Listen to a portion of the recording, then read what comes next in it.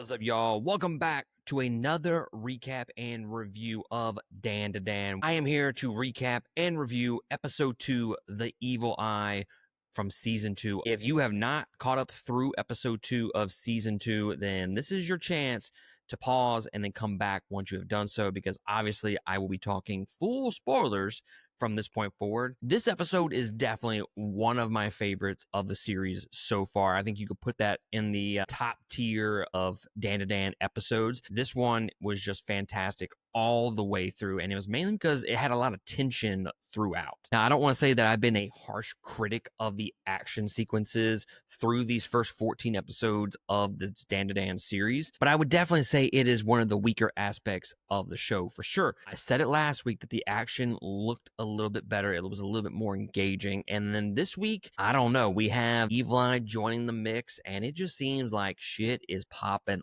off, and I cannot wait to see the rest of season 2.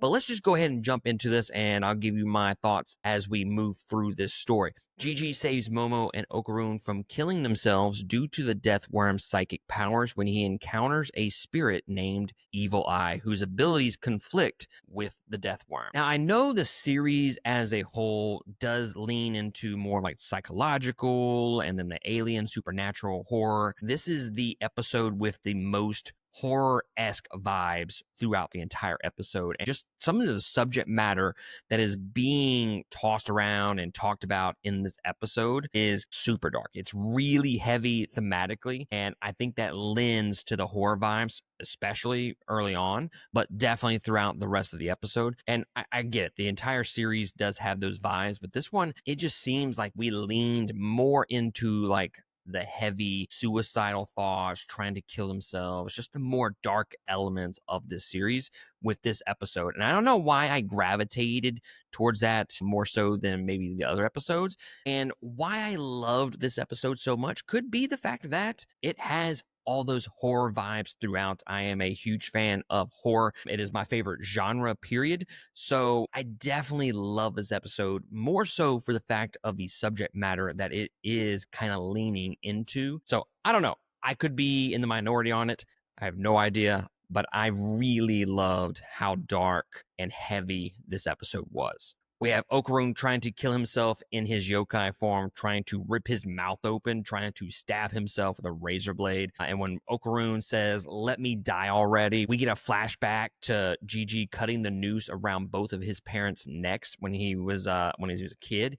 His mother says, "Let me die already." And I think the storytelling here is really, really good. It's all thematically and like story-wise just all tied together. And I really appreciate that. I haven't read the manga yet, but as I'm watching this episode, I can't help but think of some of the visuals here are just absolutely phenomenal looking. It is leaning very hard into the horror genre, and I can't get enough of that. And I guess I just wasn't expecting the story to go where it went. Maybe that's why I was just so shocked by it. Maybe I would know if I read the manga. I get that. But yeah, I just wasn't expecting everybody to try to kill themselves based off of Evil Eye and this Mongolian death worm. Mo ends up stabbing herself, or trying to stab herself, I should say, and she ends up stabbing Turbo Granny. I am typically not a fan of like serious dramatic moments being undercut by humor. Marvel does that a lot. Like, look, I can't go an episode or a review without bringing up Marvel or The Acolyte. So there's me bringing up both of those properties.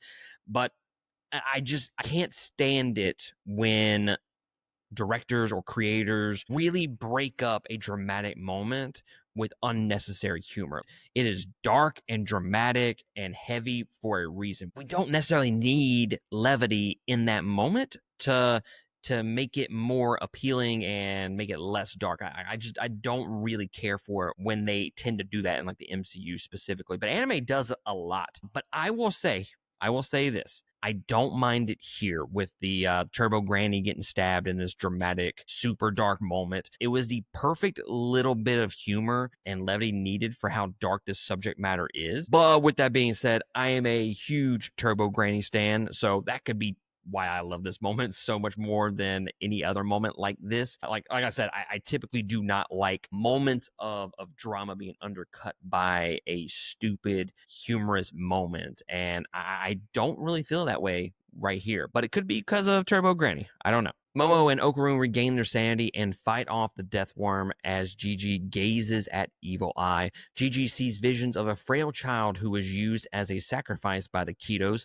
that family from episode 1, and later roams as a spirit who can only watch the parents of children killing themselves due to the death worm. Upon seeing the Ketos still using the children as sacrifices, Evil Eye plots to kill them. Seeing this, Jiji attempts to help Evil Eye by going to his original corpse, worrying Momo and Turbo Granny as the death worm traps them. So great backstory here for Evil Eye. It further highlights just how dark this episode is, where anyone that looks at him commits suicide. Evil Eye is just written so damn well in this episode to actually make you feel sympathy towards him, towards this dark entity. The fact that they can make you kind of feel a little sympathy towards that character is just great. Demon Slayer is really good about giving you backstories on all of the demons and making you care for them. They give you like half of an episode of backstory, and they're usually pretty damn good. And this episode is similar in that aspect, where it gives you a little bit of the backstory of who Evil Eye really is. And I thought they did a great job of kind of bringing you in. So Jiji promises to play with Evil Eye to ease his pain, motivating the latter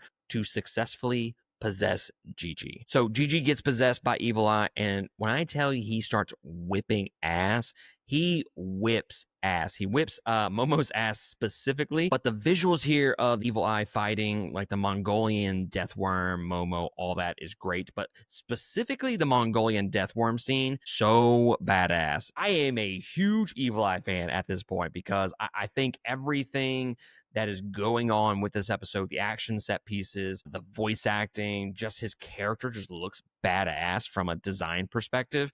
Just all of that kind of coming together. I want more of this character going forward, and I cannot tell you how excited I am to continue watching this series with Evil Eye being present. Evil Eye defeats the death worm, leaving Momo in awe as Turbo Granny warns the possessed Jiji is also their enemy. As Evil Eye begins to fight Momo, Okaroon arrives to counter his attack. So yeah, Okaroon shows up at the last second. Hell of a way to end this episode. It was a kind of a cliffhanger style ending, and I wanted to watch the next episode almost immediately. Like, give me this shit, give it to me now. I cannot wait for episode 3.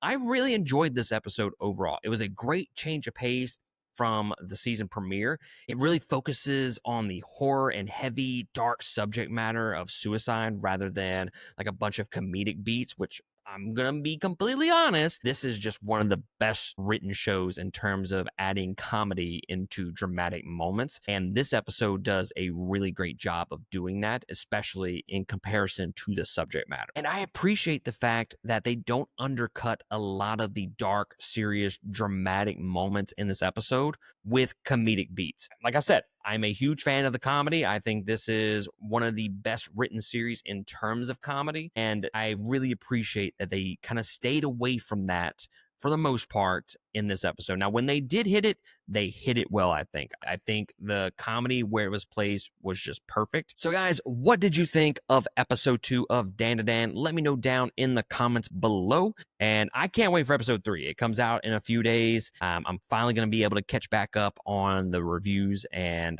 I'm seriously over here thinking that this show is skyrocketing my anime rankings. It's easy top 15 at this moment. I think once season 2 ends, I'll be able to really figure out where I can put it in my rankings, whether that's in the top 10 or not. Like, I really do think that it's going to be pushing into that 5 to 10 range in terms of my favorite anime of all time, because I just enjoy everything about this show. It hits everything that I personally love about anime. It's got the comedy, it's got the action, it's got the romance, which we haven't really gotten that so far in season 2, mainly because it's been so plot heavy. We haven't really had a chance to focus on characters themselves. So I'm looking forward to maybe the middle part of the season, kind of slowing down a little bit, catching back up with the characters. So regardless, I am very excited for the rest of the season, and episode 2 gives me a lot of faith of where this whole season is going forward. But yeah, let me know down in the comments below of what you thought about episode 2. And while you're down there, hit that like and subscribe button, and make sure you hit the notification bell so that you can get all of these recap and reviews every single week. But with that being said, that's going to be it for me. I'll catch y'all next time on the next one. Laters.